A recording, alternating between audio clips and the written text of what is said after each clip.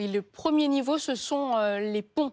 Le pont de Karaj qui a déjà été ciblé n'est pas un hasard car il relie Téhéran à l'ouest du pays. C'est donc une artère essentielle. Donc, vous voyez sur ces images le pont B1 de Karaj. Mais bien sûr, il y a d'autres axes clés qui pourraient être visés. Et on va le voir sur cette carte, notamment à l'ouest.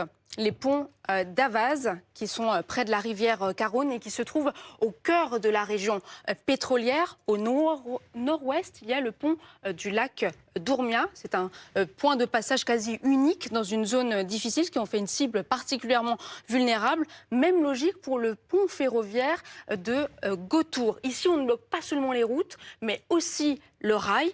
Et bien sûr, il y a aussi les ponts d'accès au port stratégique de Bandar Abbas.